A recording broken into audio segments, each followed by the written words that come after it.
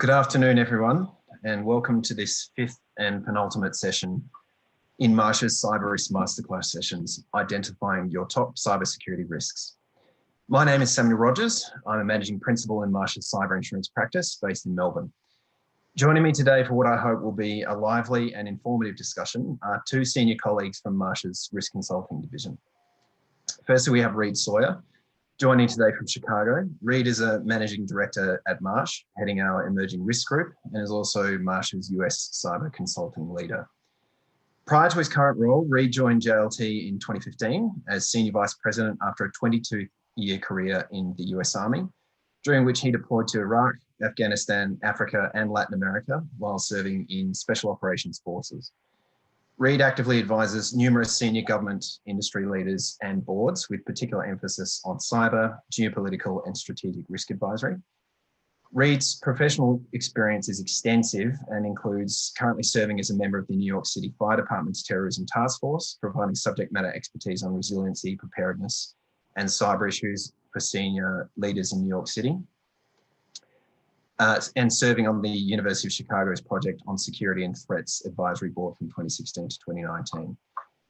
As leader of the Emerging Risk Group, Reid and his team deploy quantitative and qualitative methods to address our clients' most complex risks, which enable decisions at the executive and board levels. Joining Reid on the panel today is Faisal Janif, Head of Cyber Consulting for the Pacific here at Marsh and based in Sydney. Faisal brings over 20 years of experience in cybersecurity for both IT and OT in both business and cyber consultancy roles across the Asia Pacific region. He is a senior security executive who sits on the Executive Advisory Board for the Australian Information Security Association. Faisal is the founder of the Cyber 12 and was on the panel reviewing the 2020 Australian Cybersecurity Strategy the Australian Cybersecurity Strategy run by the Australian Cybersecurity Centre, or the ACSC. Prior to joining Marsh, Faisal held senior cyber and information security roles at Endeavour Energy, Downer, Goldman Sachs, and Hewlett-Packard. Welcome, gentlemen, and thank you for joining us today. So, to provide a little background to today's topic, 2020 has seen a number of major cyber events hit organisations internationally and in Australia, with wide-ranging and, in some cases, devastating effects.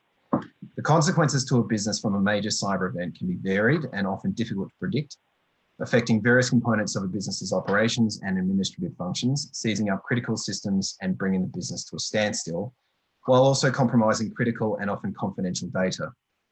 Major cyber incidents come with multiple unanticipated immediate costs for incident response and restoration, while businesses may also be subject to third-party claims and regulatory fines and penalties following a substantial data breach.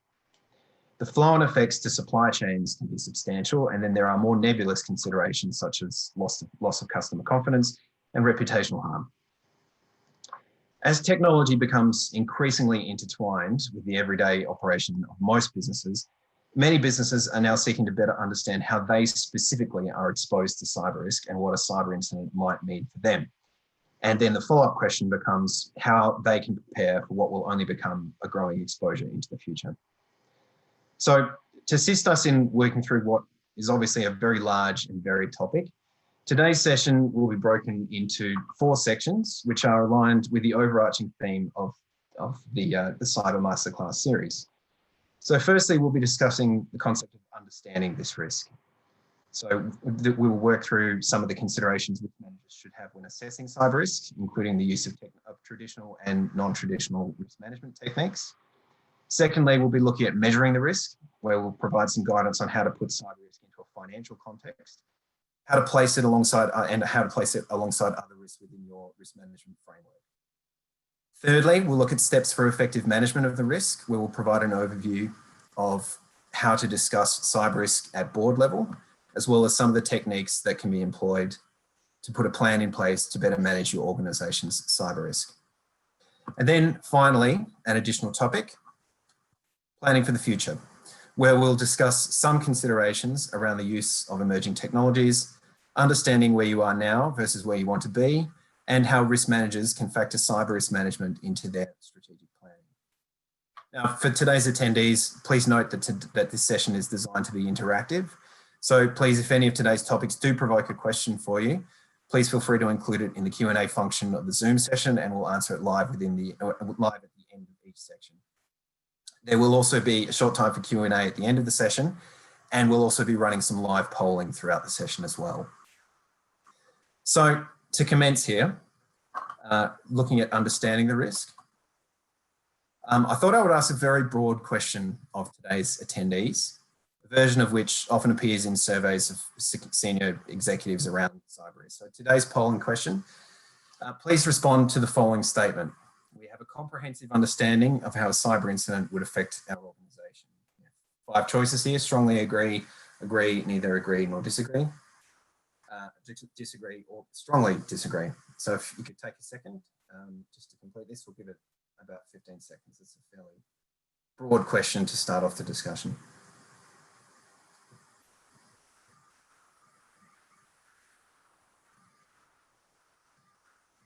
So we're at about 61%. The question again, we have a comprehensive understanding of how a cyber incident would affect our organization.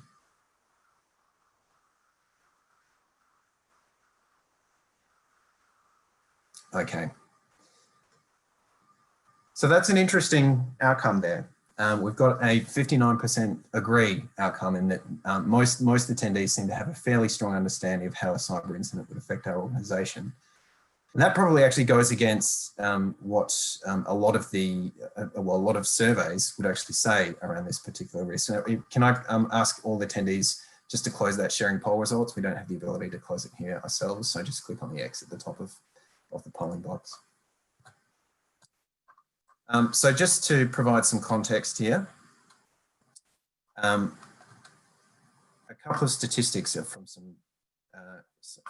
a few relevant statistics from some recent surveys around how confident executives are around their cybersecurity controls and the factors behind what drives their investment in this space. So firstly, this came from a recent survey of financial services companies from EY. Only 6% of financial services companies said that their information security function currently met the needs, currently met their organization's needs.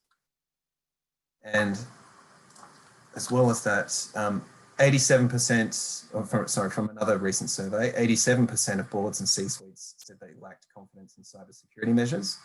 64% of organizations said that a cyber attack on their organization would be the biggest driver of increased cyber risk spending. And then 32% of them, and this goes into supply chain, of 32% of companies trusted that technology and digital product vendors have considered all the relevant cybersecurity risks and embedded adequate security protections. So Reid, if I can direct the first question to you, some of these statistics are perhaps not surprising, and they probably do stand in contrast with some of the responses from today's attendees. And what I'd also say is the quote here is fairly illustrative of a lot of the statistics we have seen. What are the key attributes around cyber risk that make it difficult for organizations to get their arms around in a lot of circumstances? Yeah, Sam, thanks much for that opening, and very much pleased to be here and with everybody on this call. I suppose it's a little bit warmer in Australia than the 28 degrees Fahrenheit that it is here in Chicago this evening. So, but Sam, to your question, and as we think about it, this idea of the attributes that make it difficult to measure, and I think that the poll respondents, right, this idea that 59% of you articulating that you've got a fairly good understanding of the extent of the risk. As we think sort of about that other side of the distribution, right, those that are struggling with it, there's probably 4 broad categories that we could think of, Sam, that speak to this idea about why is it hard to get our hands around the risk. I think the first bucket, if you will, is cyber risk or technology related risk is ubiquitous. Right? It's hard to imagine an organization today that doesn't have some degree or reliance on digital reliance, some degree of technology in it. Even some of our largest building owners, right, where the buildings are incredibly smart today, although with most of us working from home, we don't get to enjoy those benefits, right? But this idea of the degree of industrial IoT sensors and smart buildings to make them run, or the industrial IoT centers across our manufacturing lines, et cetera. So the first is, I think the technology is just ubiquitous. So the difficulty that we face is where is it the technology related risk can manifest itself inside the value chain and it is almost everywhere across that. I think the second bucket, second way we might want to think about that and some of the difficulties that we see is it's not only ubiquitous deployment, if you will, right, this presence across our own organizational value chain from a first party perspective, but then it's also, Sam, right, this idea that our entire supply chains have that same degree of reliance as we do, right? So the element of contingent business interruption, the risks that sit upstream of ourselves, right, of our clients from a first party perspective, is we're worried about as that risk flows into our operations. And then the downstream risk, right, as that risk tends to flow out. Again, mapping and understanding the risk. And then the third bucket, if you will, that I would say is this exactly what we're speaking to on the slide that you kindly put up for me from this perspective, is it's not just that the technology is present across all aspects of the value chain and is increasing its deployment and penetration of that. But it's the fact that a loss category, right, like a data breach at the 12 o'clock position on this network diagram, can also mean that as a cyber attack is happening on an organization, it could create physical damage, right, property damage within our clients' environments that we're seeing happen, or that we can have a data breach accompanied by a business interruption, or it can create a B2B attrition loss where our customers are impacted and decide to commercially move their businesses elsewhere. And so it's this interconnectedness, the way that these factors weave together that make it difficult. And then really that fourth area, and I'll stop on this point, Sam, is then how do we measure and understand that value at risk, right? If I've got this massive technology related deployments across my value chain, I've got this interconnected sense of threat scenarios, loss scenarios on the left part of this slide, is then how do I start to calculate out and understand what my value at risk is in my organization? But it's not just doing it today to understand, saying what's the impact on my organization, but really then to tie that risk to the evolution of my organization strategy, right? Because the threats are changing, our businesses are changing. As Microsoft released a statistic last year that I always find compelling, which is 96% of all malware seen in a given year is new, right? Which doesn't mean that our threat actors aren't recycling pieces or parts of the code, right? But they're doing so in a way with the new twist, with the new way to come at a new threat vector, way to penetrate our organizations, meaning that we're really locked into an arms race. So those would be the four key attributes that I think make this very difficult in general to measure at a sophisticated level. But back to you, Sam. No, that's a really great, a really great summary of, I guess, the complexity of how much of an exposure this is and how difficult it is, given how many different facets it has.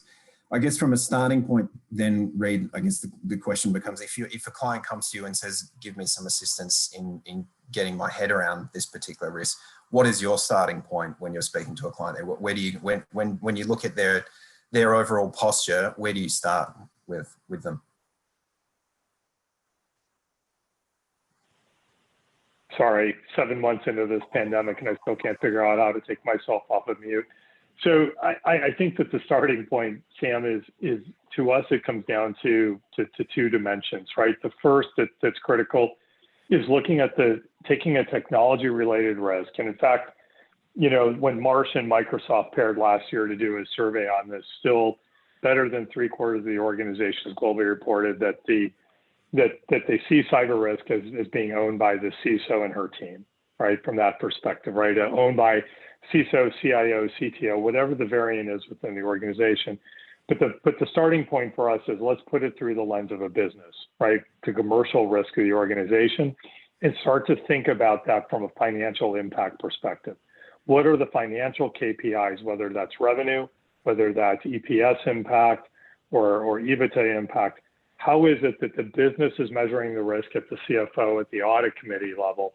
And can we create measurements of risk around that level to see it from a commercial impact? Because suddenly then you can start to capture and reduce that complexity I was describing a moment ago down into a denominator that all of the stakeholders across the organization can look at, which is a common denominator, which is revenue impacts, for instance, right? Which then allows organizations to start to think about how to optimize my risk transfer, the insurance spend around not only this, but there are other insurances that may be related from silent, cyber, other aspects, but also then how to think about investing risk capital. And then the second starting point on this is how do I start to then bring into focus all the other dollars that are being spent in the organization in first, second, third lines of defenses, the control environments that are being spent to bring that into focus, right? Because you've got to bring both of those halves to understand what the risk is to an organization. Sure. Thank you, Reid. Faisal, if I can turn to you, from your perspective, when you're assisting a client in understanding their exposure here, how much does the focus need to be on understanding specific technical controls? And how much should be really on a much broader understanding of how the risk will affect them holistically? Reid's given a bit of an overview of how an organisation can get to grips with their financial exposure. We'll get into that a bit more. But from your perspective at a technical level, where should an organisation be focusing their attention in the first instance around this on a technical or holistic approach? Thanks, Sam. Look, there's a couple of things, right? So in order to clearly understand risk, IT and security need to work hand in hand. If the technology strategy is moving one direction and the cyber strategy is moving in a different direction, that's quite a big disconnect, right? So if you look at the holistic picture, that means technology is moving at a different direction where it's trying to work with the business on its strategy. And security should be sitting with the technology strategy and complementing it and securing that strategy. The second part of it is to understand what you're trying to protect. You have to understand the value of what you're trying to protect and what that means as an exposure to your organization if you're not appropriately protecting that asset, right? So you clearly got to understand what your crown jewels are and what you're trying to protect. Now, when we start talking about tools, one of the biggest risks there are is there's so many tools out there, right? There's so many organizations offering so many different variants of the same type of tool, right? That it can become quite confusing and, overpowering at times, right? So you've got to really understand the type of tool that you're implementing and the capability of that tool.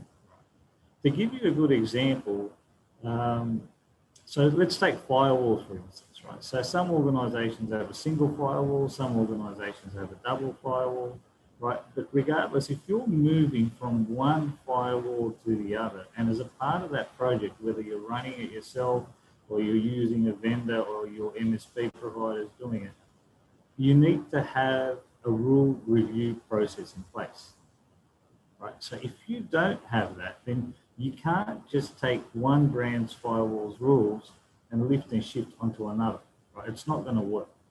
And there are organizations that aren't aware of this, and this type of things happen, and the effectiveness of your firewall is significantly reduced, right? And that's an example of understanding your tools and the capability and what you require out of those tools. So your rules need to be built correctly in order for it to be effective.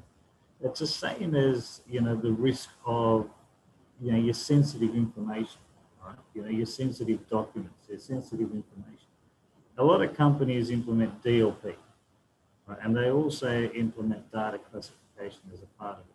There are some tools which, when you classify the data, the date gets changed to the date that the data was classified, which then causes a whole bunch of issues and risks around, if those documents are called upon for legal reasons, etc.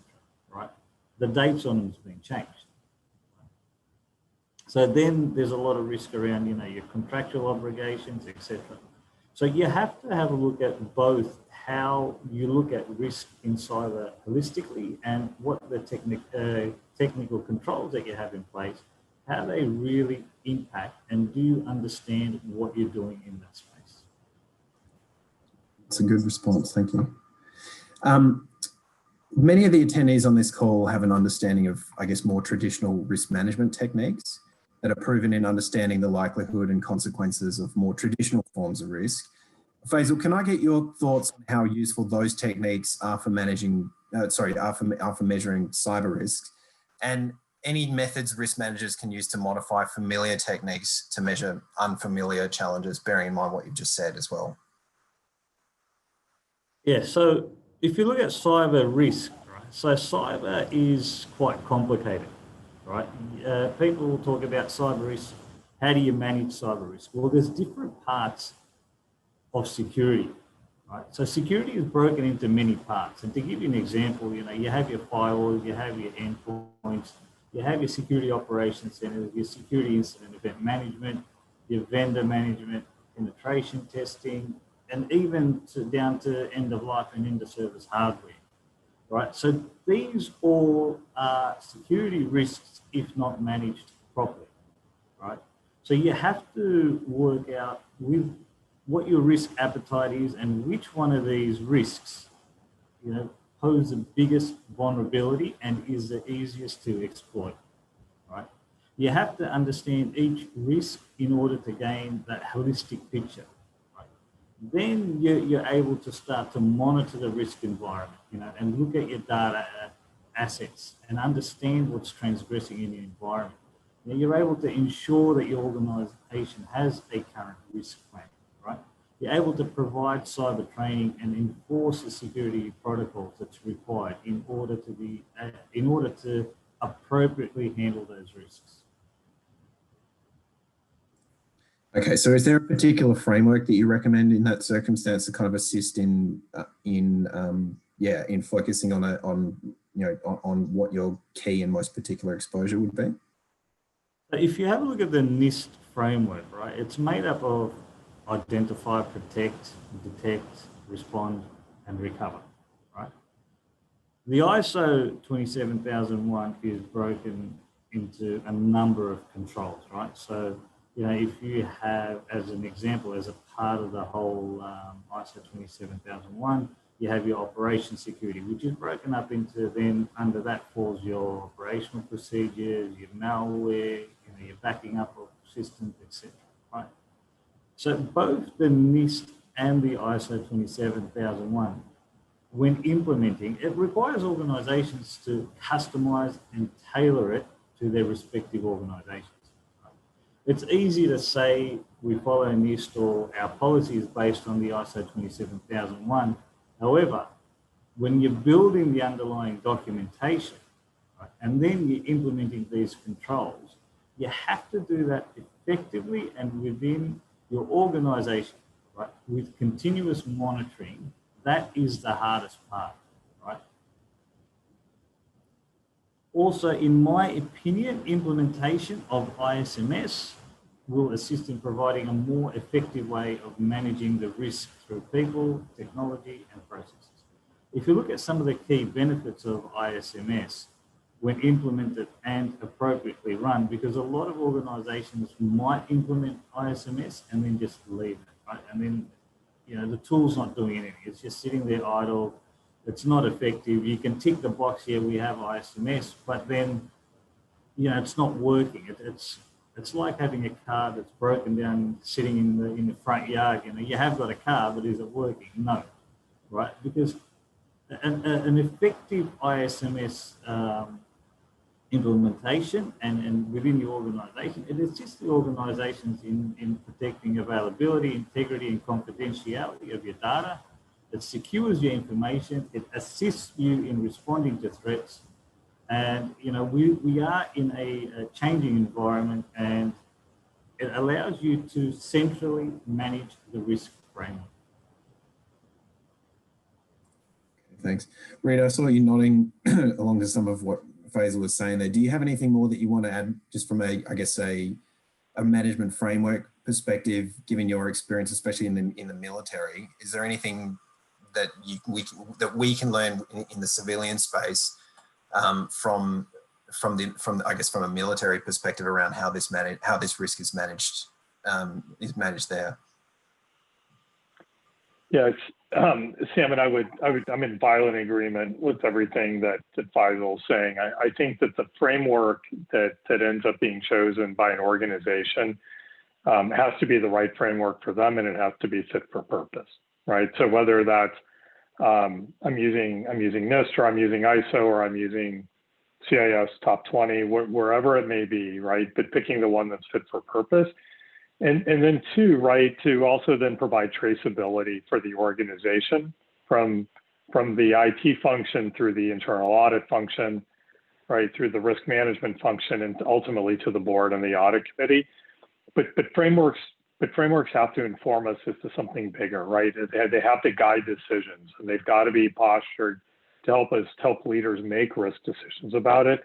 And so that, so while there's any number of competing frameworks and all of them with their plus and minuses, it's really about what's fit for purpose of the organization.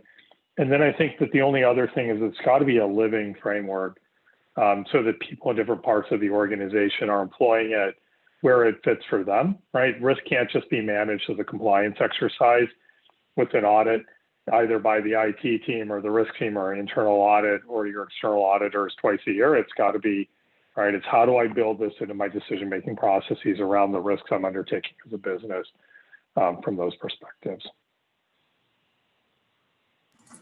Thank you. That's yeah, I think that's a good overview of kind of how risk management frameworks can assist in this process.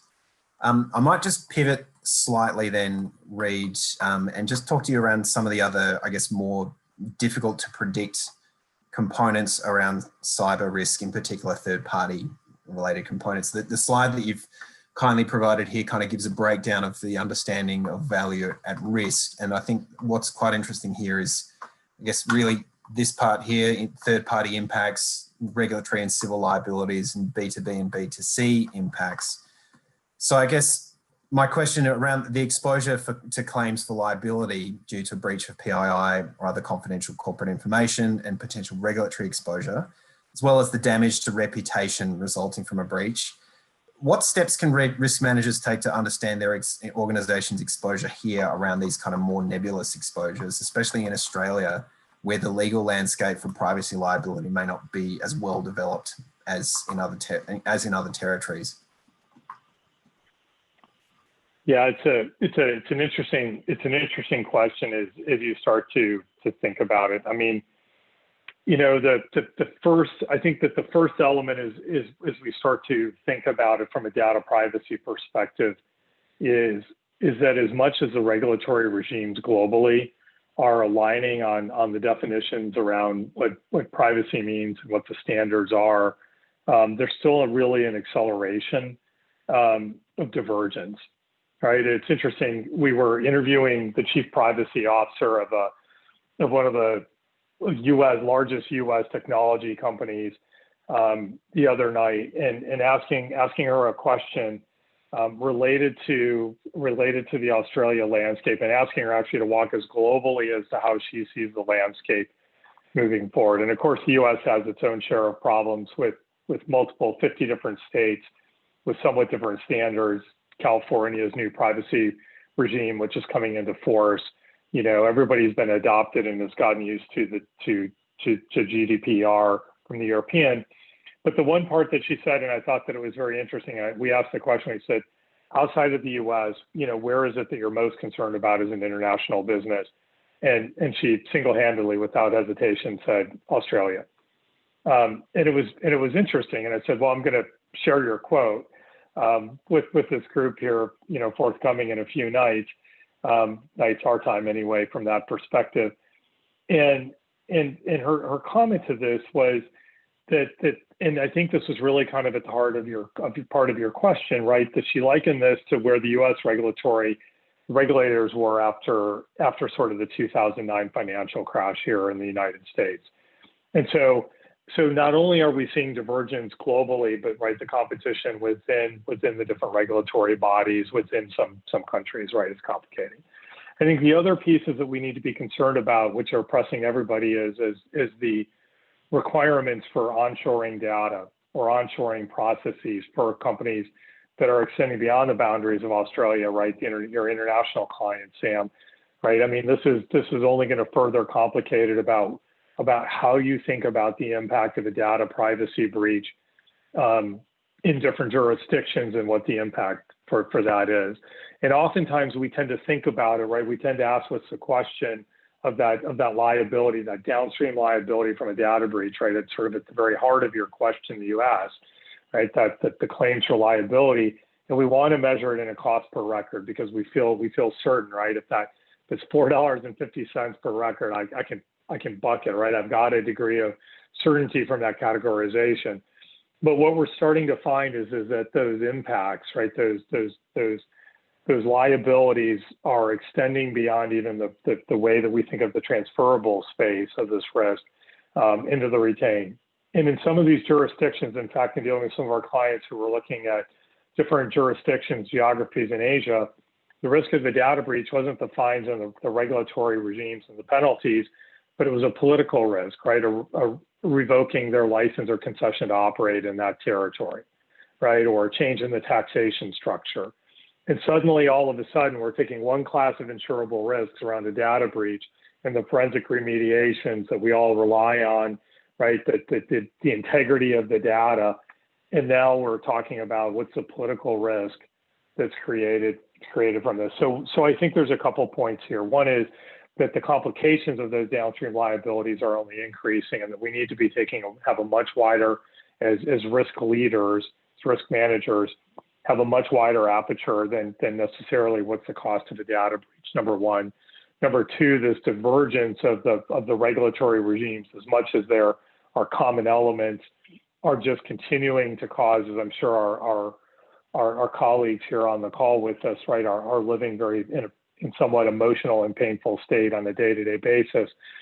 And then I think there's another level that we need to be thinking about, and you highlighted sort of the third-party consequences, but is now how do we start to think about fourth-party risk, right? So where is it that I've got, whether or not I'm a controller, I'm a processor of the data, or even if I'm just the company that stuffs the envelopes, right, that prints the materials and puts them in the envelopes, and my printing of that, or I'm relying on a vendor that does it, but reveals, health information of a client because those forms get folded wrong in the little transparent window on the envelope, and suddenly I've got a fourth-party risk that's been created. So how is it that we're thinking about where is our data moving through our organizations, right? Back to Faisal's question, right? Understanding what we're trying to protect in the organization is critical, number one. Two, where is that data moving? And then three, who else has access to it in our ecosystems that if they themselves had a breach of our data, right? Or had that printing error that I'm using as an example that hit one of our Fortune 50s here in the US, that ended up costing them in the US regulatory regimes, or north of $100 million because of that, the revelation of that health information through that cellophane window, right? How am I thinking about where those fourth-party risks may lie around a risk class that we tend to define purely through a first-party lens? And I think that's where the risk is going, that we've got to be tracing these implications in a much more one cohesive but comprehensive manner than how many records do I have, what's the per cost of record, and how do I think about it? The last thing that I would say to that question, when you think about, or the second to last thing I would say to this question, isn't just thinking about data, a data breach from a privacy perspective, Sam, but is also then thinking about and increasingly what's happening to companies with the release of confidential corporate communications, right? So we tend not to put a dollar amount on that corporate record, but that's actually in many cases where our clients are facing some of the greatest loss around trade secrets or trade, issues around those elements or strategies that they're dealing with, right? My M&A strategy or those different elements that are at risk, and the cost to that, and the way that we define that, right, isn't necessarily fit in that nice box of data privacy, but yet as we expand that definition, again, think about commercially about the risk is, we start to see that. And then the last point about this, and to your comment about, where is the legal landscape for privacy liability in Australia versus maybe some other jurisdictions, is looking forward to those other jurisdictions about how it has regulatory environments are evolving as early signals of how the landscape in Australia may start to take shape. Certainly any number of competing bodies right now inside of Australia on this topic as we're moving forward, but nonetheless critical, excuse me, losing my voice, but nonetheless critical, but especially for those companies dealing with the international, that are subject to international jurisdictions. I just think it's critical that we start mapping this again in that cohesive and much more comprehensive way. That's a comprehensive answer. Thank you very much, Reid. Faisal, I might turn to you now. One of the other concerns that's come up increasingly as of late is around cyber risk and operational technology, with several organizations suffering attacks affecting both IT and OT systems. How can risk managers ensure that risk management frameworks can appropriately factor in risks relating to an event affecting operational technology systems? And are there specific concerns that are necessary to address when attempting to apply IT risk management techniques to an OT environment, which I think is an increasing concern as a number of organizations start to shift towards more automated technologies? Yeah, thanks, Sam. Look, the Department of Home Affairs moving forward will be quite heavily regulating critical infrastructure. So generally, IT and OT have been quite separately run, right? So IT, is run by the CIO, and most instances, OT is run by the CO, and security reports into the CIO. Therefore, IT and security don't have much look in and say when it comes to the OT environment. But that is slowly changing due to increased regulatory requirements that have been put on organisations regarding the risks associated with having an OT environment that's where the level of security isn't managed or overseen or helped out by the cyber team, right? So a lot of instances, the OT environment in organisations is either sitting there free, they're either ring-fenced, or when it's a more matured organisation, it's segmented, right? Now, to start off with, to understand the risk, you have to really have a look and understand the architecture of both the environments, right? So when you look at the ICT environment architecture and you have a look at the OT environment architecture, right, there should not be two-way communication, right? So the OT environment can push information out, but there shouldn't be any information going in. There are organizations, that say, look, it's only certain types of data that's going in. We've got all of these security protocols in there. We've got a jump box that you have to get through in order to get into our OT environment. But these are risks, right? So if your IT environment is compromised, then the hacker getting from your IT into your OT is a real life scenario, right? It's a really, really high possibility that can happen. And once they're in there, then there's a lot of damage that can be done. So one of the key things that need to happen is risk managers need to work with security people, more precisely security architects, right, to clearly understand what OT has done in their environment. Because OT is generally they like to do things themselves, right? They don't want any interference from IT, they don't want any interference from security, so they want to run things themselves, right, without, in my opinion, really understanding the security protocols and what they can and can't do. So the risk managers and the architects, they need to work together to really understand what risks are in the OT environment, right? So having a look at their firewalls, the endpoints, the whole encryption, then you look at if they have a PAM solution, which is a privileged access, password management, that's one of the biggest risks in OT. I've noticed where a lot of people in OT have passwords written down on papers and things like that, and it could be just sitting on their desks, right? You have to also look at, your whole communication security. So these are all the risks that, and more that are in the OT environment. So one of the, I think the things that need to happen is you have to build that relationship, right? So you have to have your risk managers, your security architects, and your OT guys, working together to really understand what risks are there, right? And how you can appropriately control, manage, and minimize that risk, right, to that environment. Reid, did you have anything you wanted to add there? I think really as I'm listening to you talk about this, Faisal, that something comes to mind for the risk managers, right? Which is, how are you evaluating your business interruption, if you have a large operational technology environment, given the differences that Faisal was describing, Sam. And I think that's really critical, right? That oftentimes our IT assessments are done in a way to a standard and a framework, and we can all look at those and see what percent of controls are implemented, how effective those controls are. A lot of times when we come to the insurance purchasing decision, right, there's just that opaqueness, right, as Faisal was describing, when that's outside of the IT or the CISO's purview on what's happening in that operational technology environment.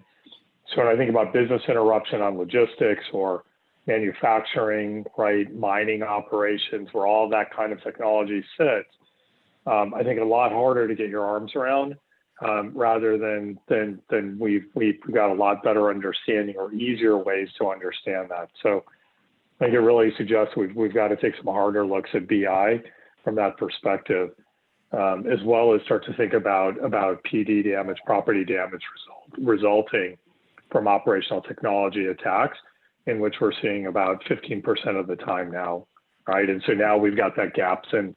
Right, we've got the coverage issues that we need to be facing, and understanding what predominance of our risks sits between an operational technology environment and an IT environment.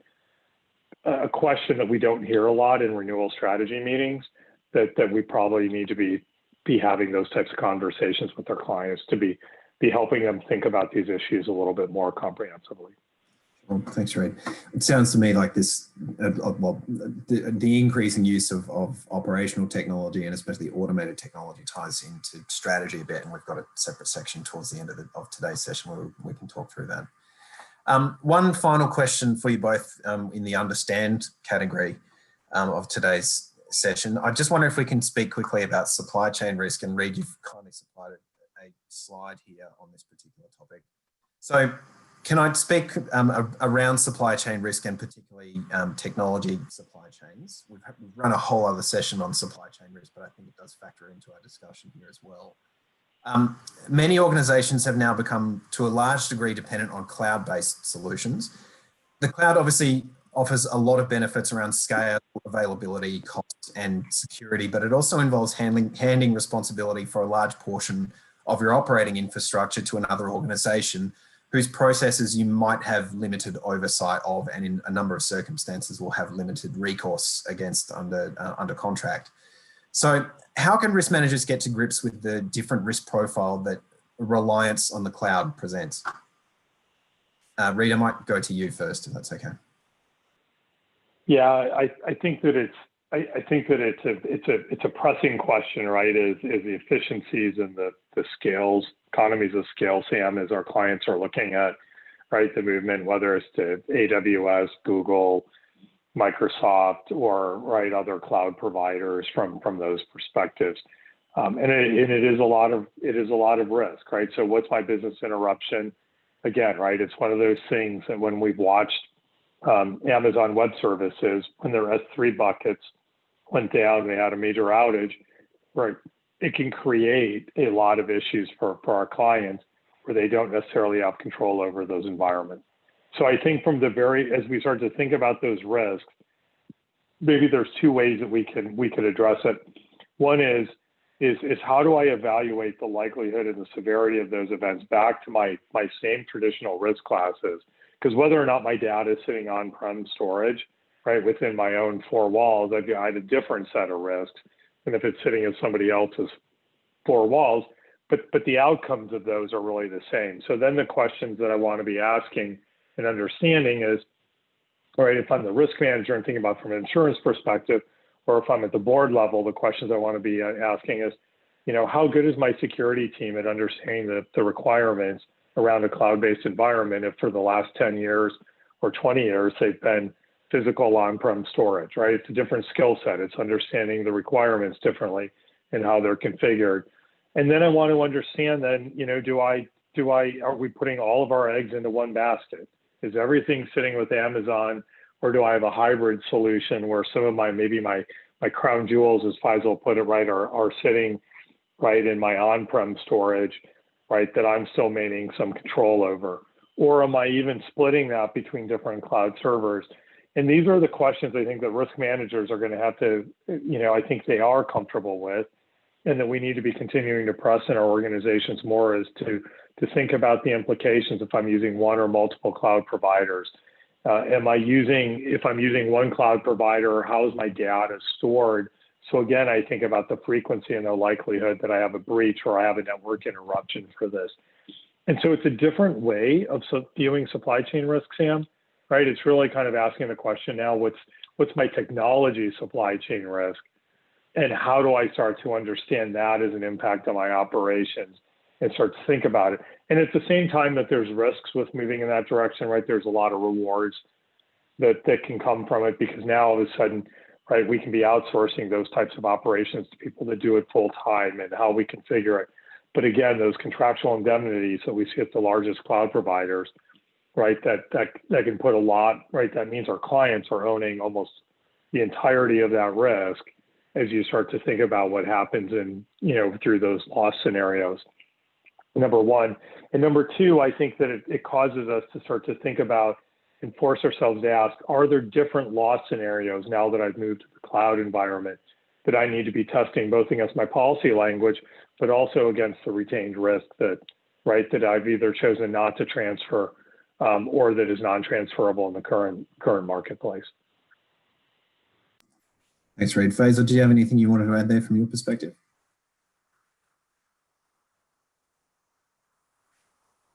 Faisal, you're on mute. Sorry, I had it on mute. Right. One of the keys is, identifying and maintaining the necessary security controls, right? So understanding, the level of controls that are available, to you, working with your vendors to ensure that they understand that responsibility, right? Because it's your data, right? It's your PI data, right? And then you've got to balance the shared responsibility of maintaining that level of security, right? And you've also got to have, in my opinion, the compliance and regulatory part of that built into your contracts, right? And that's one of the key things. So if you need that as a part of your contract built in, so everything is kosher from day one in the level of understanding what your regulatory compliance is, and your vendor then accepts that and works with you to adhere to those conditions. Thanks, Faisal. Before I jump to the next section of the presentation around measuring risk, we did get a live question through the session around ISO 27001. I might answer that. So the question is, does ISO 27001 certification typically reduce cyber insurance premiums? I think the response to that is it can do. Certification in and of itself is a really powerful indicator of how strong your cyber risk technique, your techniques around cyber risk management can be and are. And that definitely flows into the way that an insurer rates any given risk. So it will certainly assist in reducing cyber insurance premiums, but unfortunately it's not a position of saying that, if you're ISO 27001 certified, you get a 15-20% discount on a standard premium, because it's just not factored in to the underwriting process in that way. It definitely assists, though, from our perspective as brokers, in marketing the risk to insurers and illustrating you as a well-managed cyber risk. So I think we'll shift now to the next section of the discussion around measuring cyber risk. So if I can, Richard, would you mind throwing up the next poll question, please? So if I can just ask the attendees to have a look at this question. So our current enterprise risk management profiling considers the financial impacts of different cyber risk scenarios affecting different parts of the business. I'll just give you a few seconds there to answer that question.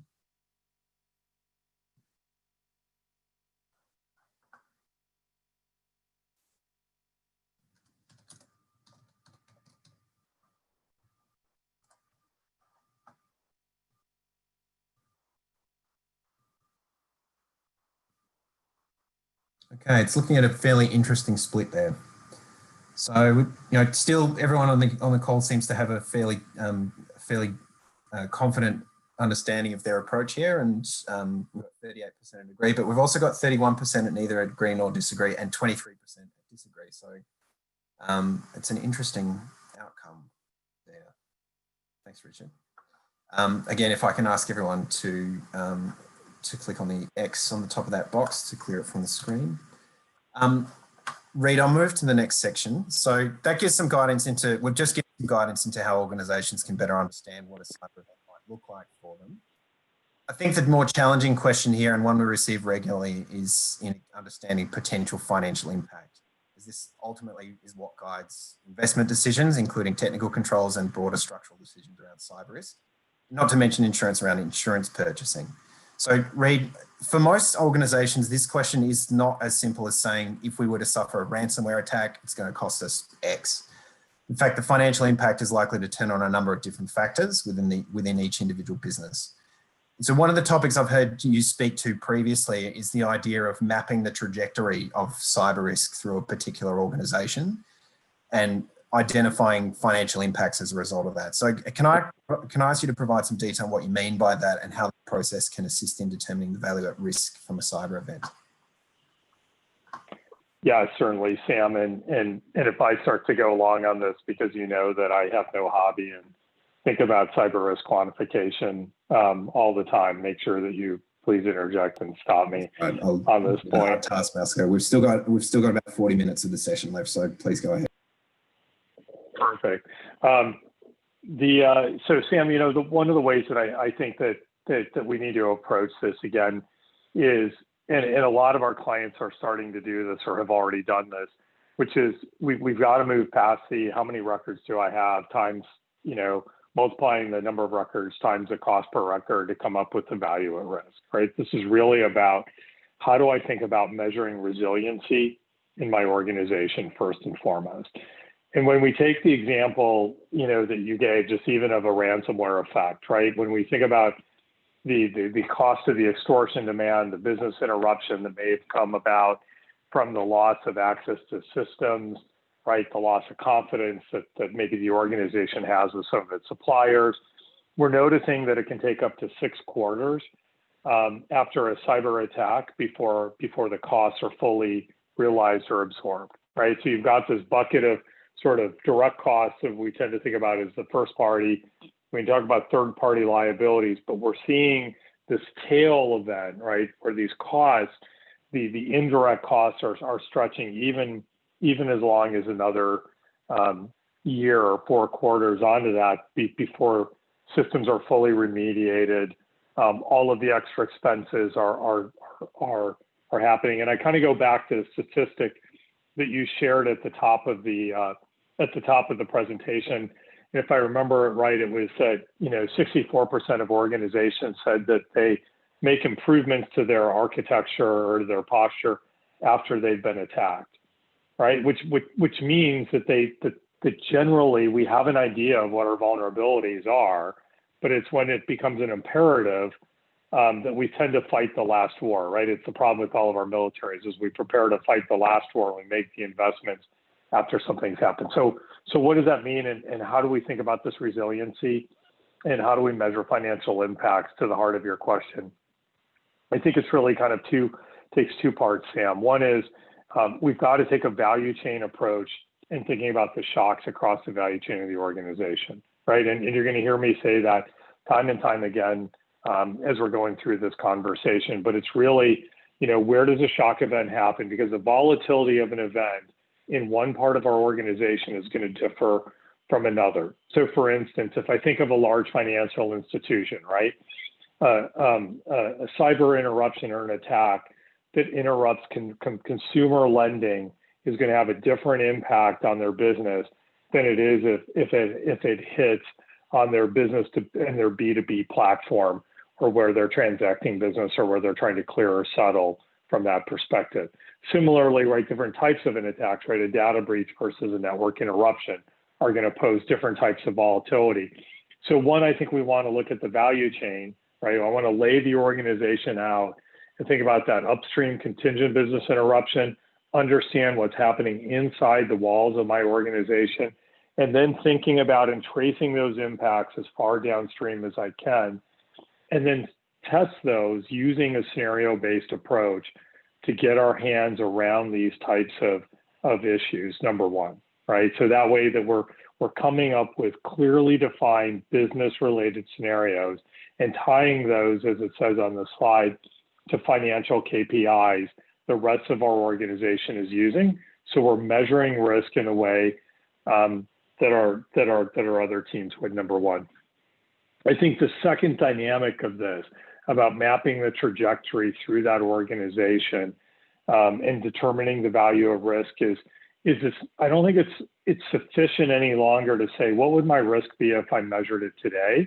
When I know that my IT director, that he's making a multi-million-dollar investment in our security in the next 2 years, or that through organic growth rate, we're going to grow at 4.8% next year, and then in 2 years, we're going to have inorganic growth because we're planning an acquisition, right? So the value at risk of an organization is continually changing because of the dynamic nature just of organic growth and of the way the security posture.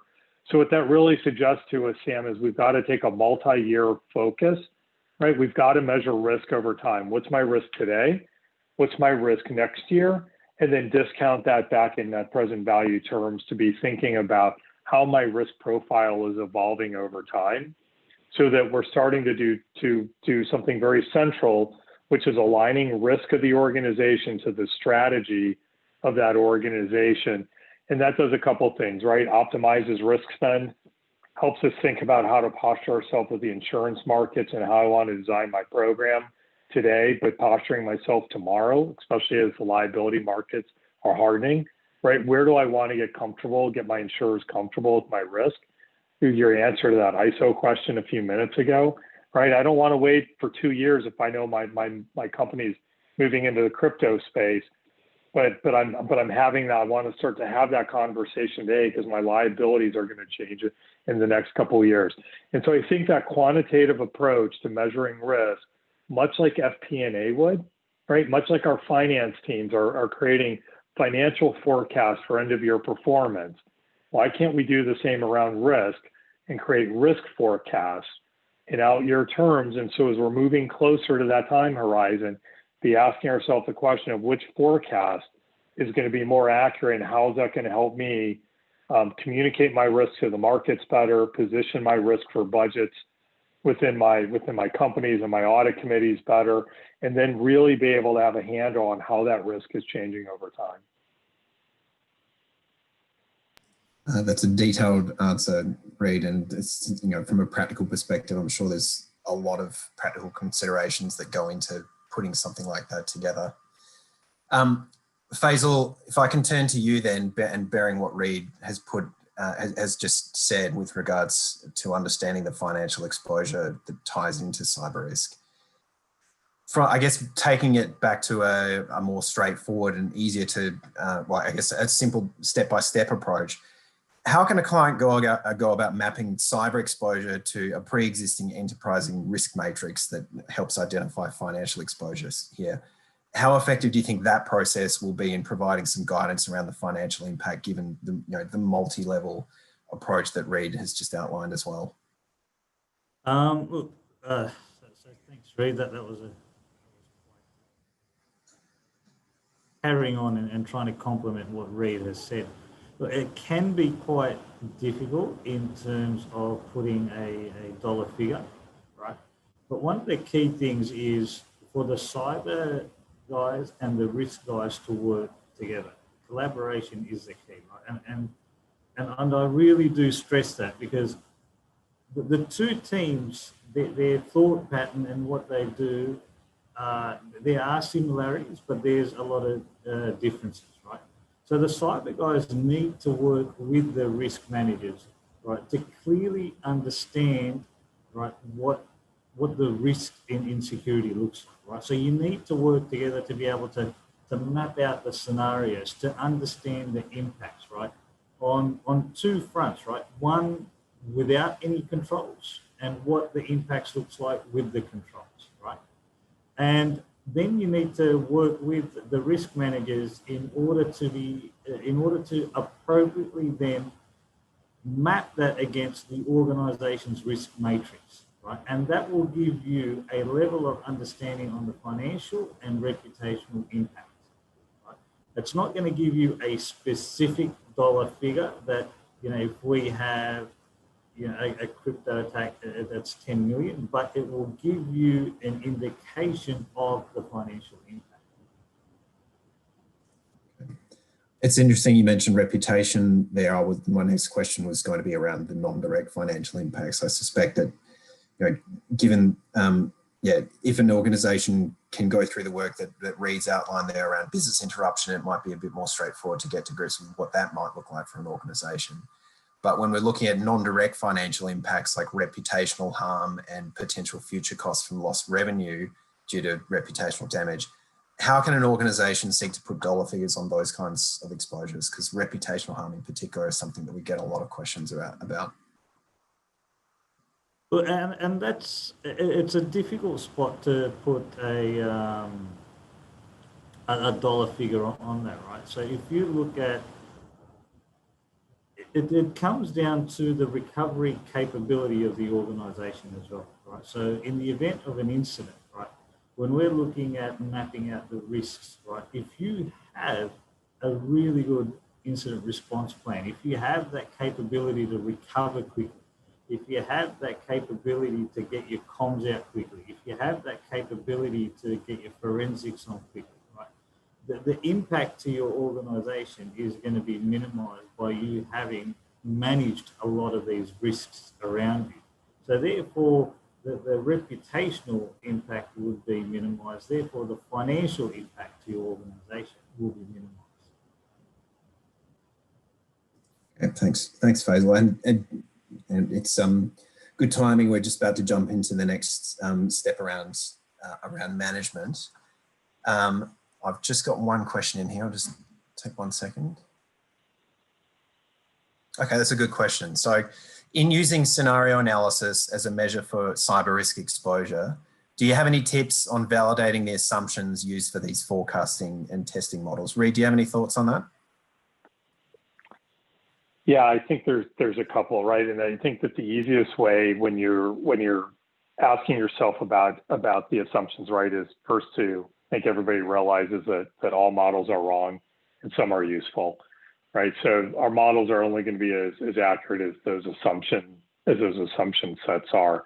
So one of the ways that we tend to validate those is to look to other proxy events that may have happened to an organization, right, within the organization that have created a similar impact. Sam, you asked about reputation and harm, right? And so right now we're in the middle of doing this for a large global technology firm, and they didn't have a cyber attack or a system failure that made them have a reputational harm, but they had another event that was very similar where they had a conduct issue, right? But it gave us a sense of what the quantum of that risk was to see about how much impact there were on its customers and how much of their customers that they lost. So one of the ways that we can test assumptions when we're building now the cyber version of that reputational model is to be able to look to proxy measures. The other way that we use a lot, especially around an area like cyber where an organization doesn't have a loss history, right? It's not like workers' comp or property losses where we've got great data sets around these incidents, is to look to other industries and what's happening to them, even if the attack hasn't happened in the organization itself, to start to think about those assumption sets, say, right, am I too have I dialed them in the right way? And again, can I bring something maybe from an adjacent sector, an attack or a system failure, to understand the severity, what that might look like into my organization, right? What would the NotPetya attack that happened to Maersk, right, the globally and publicly known, what would that look like if I downscale that into my attack and I back into my model to understand the assumptions from that? And then I think that the third way, Sam, and I'll stop on this point, but I think one of the most practical ways that we do it is we'll maybe pick 3 or 4 scenarios to bracket what that risk looks like, rather than saying one scenario around a data breach will actually give us the true answer, right? We might pick 2 or 3 to give us a range of outcomes, even if we're creating a simulation and looking at that simulation over 1 million different outcomes in each one. But what does that look like if it's in different parts of the organization? Because remember, scenario planning isn't about trying to forecast what will happen. It's about identifying the uncertainties in our environment that we don't have clarity on, and parameterizing that uncertainty.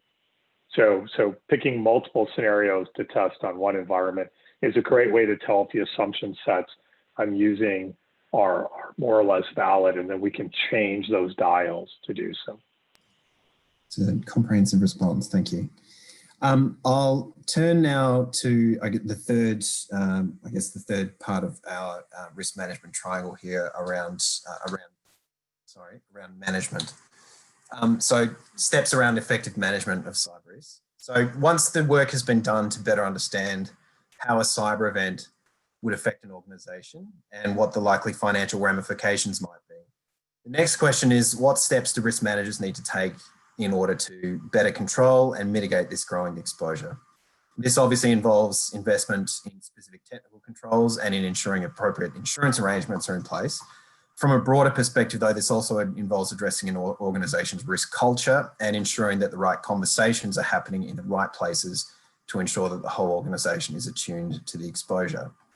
So bearing that in mind, one of the most pointed questions becomes around how to speak to a very technical risk with senior decision makers to assist in guiding investment decisions. And the poll question's been up for about 45 seconds now. So response, I would be confident in discussing the potential ramifications of a cyber event with the board or other senior decision makers. We have some quite confident attendees today.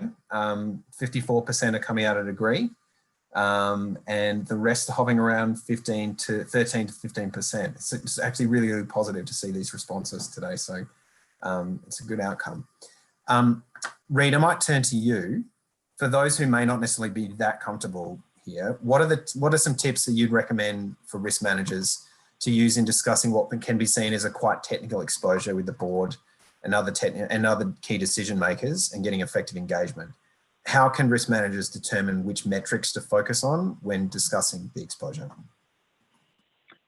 Yeah, Sam, I think that this is one of the easier questions you've posed, because we've been talking a lot about it already, right? Which is, in at least in my estimation, is let's use it around financial KPIs and talk about loss numbers. Because if the CIO or the CISO, if they agree with each other and we're looking at the same number value, it's a lot easier for the audit committee to understand a loss number, right, or how that might impact the balance sheet, than it is a 2.8 on a NIST CSF or an ISO cybersecurity framework assessment, right? You know, my kid brings home a 2.8 on our grade scales here in the States, right? It's a D+. I'm not very happy with the report card, but maybe a 2.8 is more than sufficient for where that organization needs to be, right? These scales that we live in the technical environments are incredibly powerful for the technical teams, but they tend not to translate well to the general counsels of the world, the CFOs, and the audit committees and the boards, where I think when we can have agreement on loss scenarios and what that looks like, we can do that. Secondly is thinking then through probable maximum loss scenarios, right? How do I understand that of what that looks like to my organization, and then being able to start to frame this against how tolerant we are to those losses, to be able to communicate that. And lastly, Sam, on this point, right? I think we ran a survey with some of the larger Marsh clients here in the U.S. at one of our client advisory boards. And it was interesting that almost 75% of the participants said that their insurance purchases weren't tied to the corporation strategies, right, or tied closely enough. So I think that when we're relating these key decision makers and the effective engagement is, again, like understanding and tying that 3 and 5 year plan on where the business is heading, and showing how that we're posturing that insurance about the cost versus volatility, tying in those metrics that Faisal's been talking about to then get to the third point on this slide, right, of that optimization, and then showing how cyber relates across the other portfolio of risks, especially as we're starting to take on silent cyber and the conversations that have to be had around those issues. Sure. And I think just tying on to what you mentioned around silent cyber, what do you think are other steps that an organization should be taking in mapping their cyber exposures to their insurance program? Yeah, I think it's the same thing, right? I think it's taking scenarios and running those scenarios once I have a loss figure, or even if I'm doing it qualitatively, running it through my coverage gaps with my brokerage teams, right? Then I think it's putting my multiple brokerage teams together around the table to think about, right, where is it that my property policy stops and my cyber policy starts, right, from those perspectives. Or if I'm a manufacturer and I have an SAP deployment that's running my manufacturing lines, understanding that I have a cyber trigger cause of action of my product liability risk, right? So I think that what's critical to that mapping their cyber exposures is taking that cross-functional view to the risk, not necessarily how we transfer the risk within single verticals, within different markets, right? Product liability goes to a specific market on a separate form, and the cyber goes to a separate market. But how many times those conversations are crossing, even with some of our most sophisticated manufacturing clients, is too rare, when we've got to bring those together to understand those relationships. So individually have that conversation, but then how do I bring those two pieces together to do so? And then let's run those scenarios across those. And for those clients that are responding, they've done financial measurements of it. Now let's tie those loss scenarios, right, the dollar figures to that, and think about is the market's hardened, right? Lastly, of how do I then want to think about optimizing with my portfolio of risks, and where is it that I can accept some risk in some program areas, but maybe not in the other, again, depending how my organization strategy is evolving. That's a good response, thank you. Faisal, I might turn to you. We've talked around risk management frameworks like NIST, and what I personally, and I think some of my colleagues have seen in this space recently, we've seen a lot of clients do really well in the initial sections of the Marsh self-assessment, which is based around NIST, around the identify, protect, and detect components, so the initial components of the framework, but they often fall short in the respond and recover sections.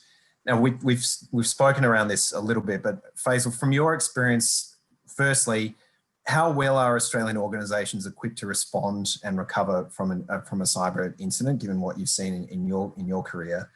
And then for those that need to, what are some of the key steps that an organisation can work through in order to, I guess, better prepare themselves in those sections of the framework and set up an incident response plan?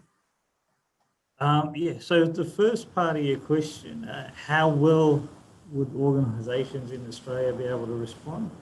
Not very well. A lot of organisations don't have incident response plans. A lot of organisations don't have a team set up, like a crisis management team set up. So, if and when an incident occurs, you can evoke the crisis management team. They sit at a very high executive level. They're the decision makers, right? They're the ones that will decide, within that team, if the data, as an example, if there's a data breach, is it PII data or is it corporate data? Do we need to report that type of data, or we don't need to report it, right? So a lot of organisations don't have that set up. That they'll try and ad hoc in the event of an incident, get a team together, but there's a good chance that you will not have the right people on that team straight away, right? Many organisations don't have playbooks, right, in order to respond to different types of scenarios, different types of incidents.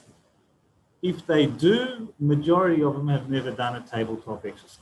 They might have a plan that's sitting there, but they've never had an exercise to be able to see, you know, what works, what doesn't, where the improvements are, where the major risks and gaps are, right, in the whole recovery process, right? And this is an area that holds, you know, quite a significant amount of risk, right? Because how will you recover has a significant impact, as, you know, we've discussed and Reed's pointed out as well, you know, on your brand's reputation, you know, on your organization and how your clients actually see you. For the second part of your question, in terms of, you know, setting up a incident response plan, look, I would recommend following the NIST incident response life cycle when building a plan. Yeah, and there's 4 points to that. So, you know, you're looking at preparation, you know, the building out that crisis management team, you know, understanding and listing out your assets, your applications, your critical endpoints, your communication plans, government reporting, PII data, etc.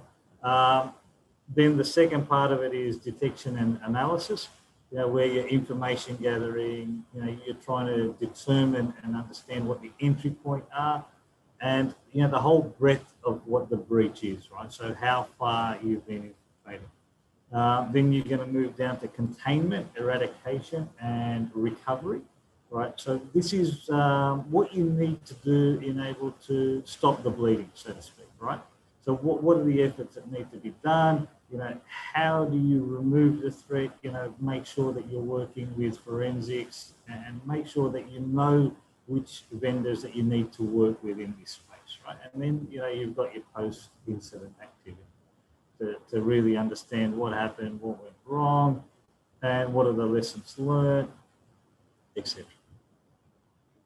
Okay, thanks, Faisal. Conscious that we're running a little low on time now, so I'll pivot to the next part of the session today, which is around future planning. So our next poll question, I'd like to speak around some of the risks associated with implementing new and emerging technologies in particular. So can I please ask the attendees today just to respond to the last question? It's the last time I'll ask you this, so please just take a moment. So the question is, security considerations have a high priority when our organisation is seeking to implement new technology solutions. And we'll just give it a few more seconds here. It's nice to see that most of the attendees are still on the call an hour and 15 minutes into an hour and 30 session. Okay, so we're about 56% of agree to that station. So again, I feel like we've got a fairly confident group of attendees today around managing their cyber risk exposure here, which is really positive to see. I thought that I would just provide some statistics around the future state here. And I think what's really interesting out of this slide in particular is around the increase in IoT malware, so Internet of Things malware that we've seen, and also the increase in cloud attacks on manufacturing. This goes back to what we were talking about before around cloud. Faisal, can I ask you, many organisations are seeking to take advantage of emerging technologies to drive growth and create competitive advantage. And I think, although maybe cloud not so much anymore, but IoT continues to be an emerging technology here. Emerging technology comes with its own challenges around risk management. So from your perspective, what considerations are important to take into account when determining how different emerging technology might assist your business? Faisal, you're on mute again. Sorry. Look, one of the key things to look at and one of the key things to understand in this space, and I think one of the biggest risks is, you know, what we call shadow IT, right? Where the business wants to implement something, you know, quicker than what IT will be able to do it. So, you know, there's certain technologies that someone within the business might put on their corporate card, and IT and security don't have an oversight, right? And an example of that would be something like Dropbox, technologies, right? But when you're looking at a bigger and a wider picture in terms of new and emerging technologies, one of the imperative things is that the security architect needs to work with the enterprise architect, right? So any new technology that gets brought into the organization needs to be secured by design.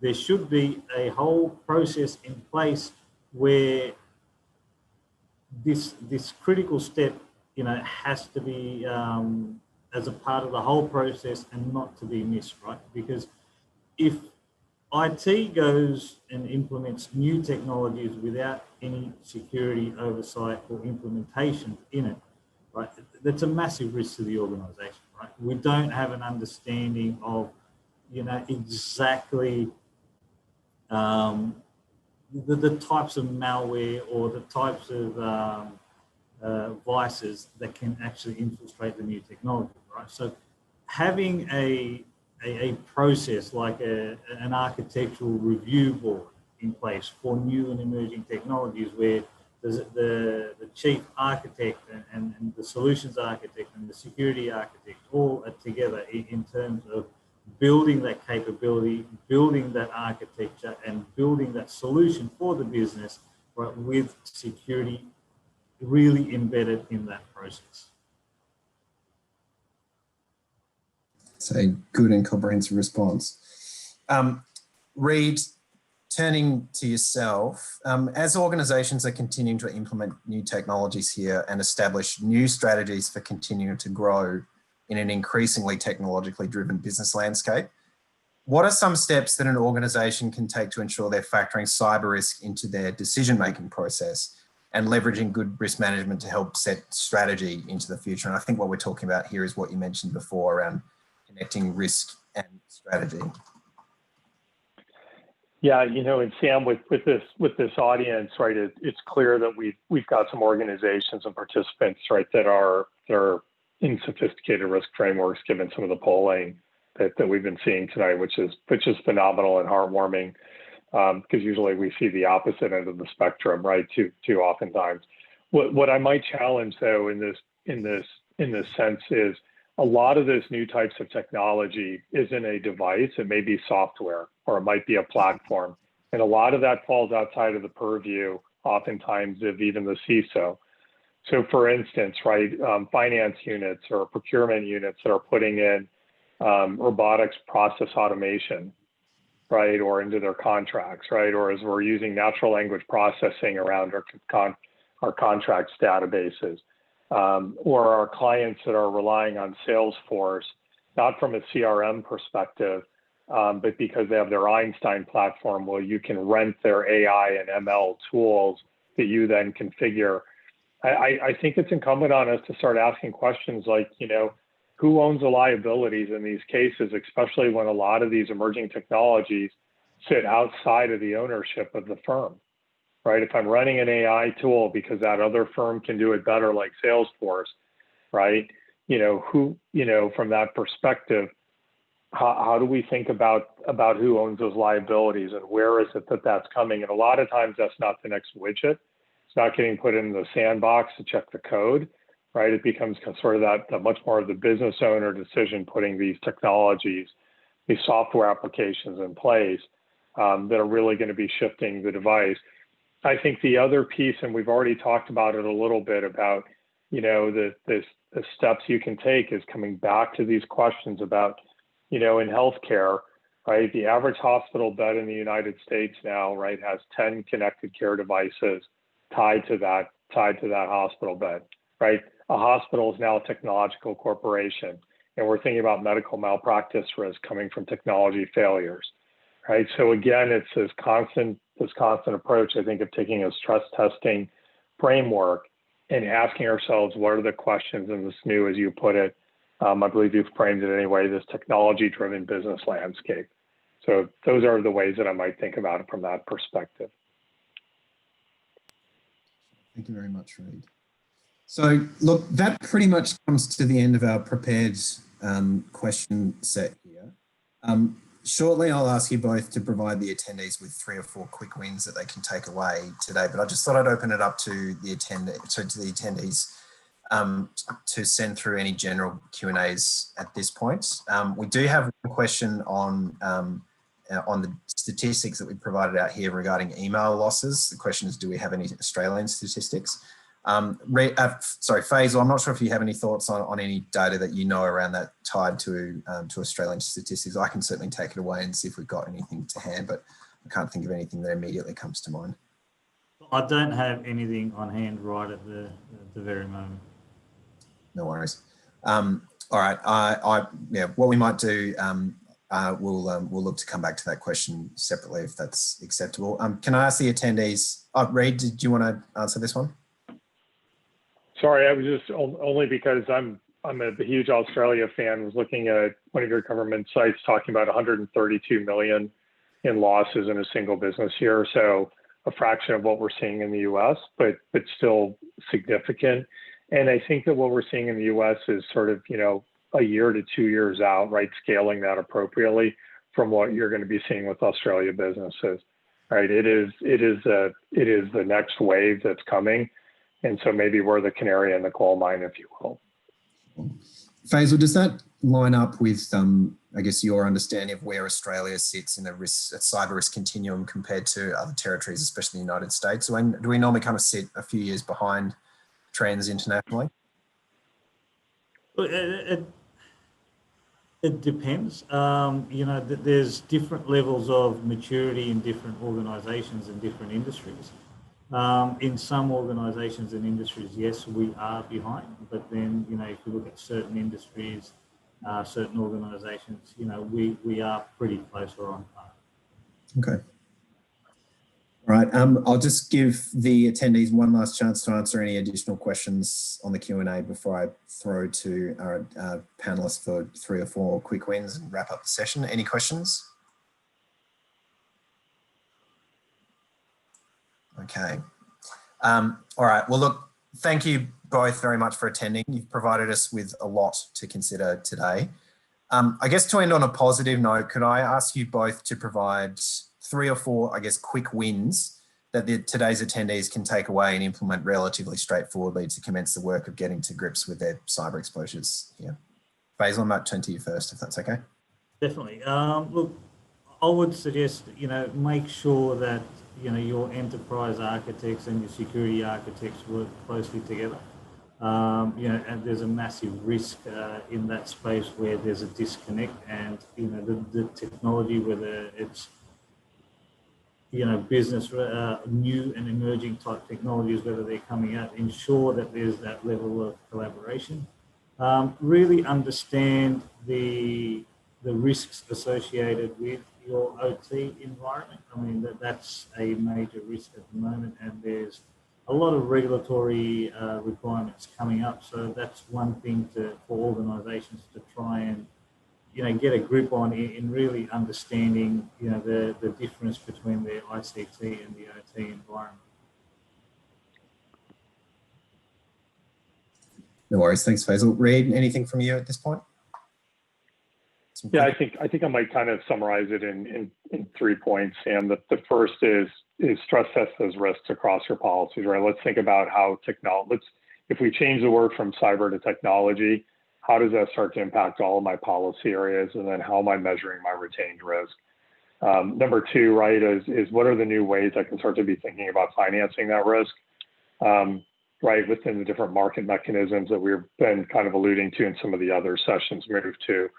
And then third, I think that what's really critical in some of the work we've been doing with boards, both of some ASX companies of late and others, is really tying this risk into the business continuity and the enterprise risk pieces, so that we see how the insurance and the coverage all layers together when these pieces are going to the board level from a BCP ERM perspective, that oftentimes is devoid of the insurance context, because that conversation seems to happen in one vacuum and the ERM conversation is in another. And from some of the work we're doing with one of the ASX top 10 right now and their board, right, it's how do we bring those 2 pieces into focus to make sure that that spend that you're making on insurance isn't viewed as a cost center, but it's really about how much volatility that cyber insurance policy is pulling out of your balance sheet, and then you're measuring it in terms of ROI. Really great response. Thanks, Reid. All right, well, we're now dead on an hour and a half. So that concludes the 5th masterclass in our Marsh Cyber Risk series. I'm sure everyone would agree our panel members have shared some critical and expert insight into best practices organisations can employ to get to better grips with their cyber risk profile. So thank you very much, Reid and Faisal, for your invaluable time and expertise, and especially Reid, to you, given the time difference where you are. We have one final masterclass in our Cyber Risk series. On Thursday this week at 12 p.m. Australian Eastern Daylight Time, my talented colleague Nicole Palvicini will be hosting a panel session focused on what is very much the cyber topic of the moment, ransomware. Joining Nicole for what promises to be a fascinating discussion will be John Moran, partner at Clyde & Co Lawyers and an expert in cyber incident response, and Bill Siegel, CEO and co-founder of Coveware, an organisation that handles over 2,000 cyber extortion negotiations per year. The registrations for the ransomware session are still open to sign up on our website. If there are any follow-up questions from today's session, or if you'd like to have a further discussion on your particular cyber risk, please reach out to your Marsh client advocate or member of the Marsh Pacific cyber team. We'd be more than happy to assist you. Note also that we're sending out a replay of this session and also Thursday's session on Friday this week to complete the masterclass series. Thank you all. Thank you to all of today's attendees and to the panel members. Again, thank you very much for your attendance.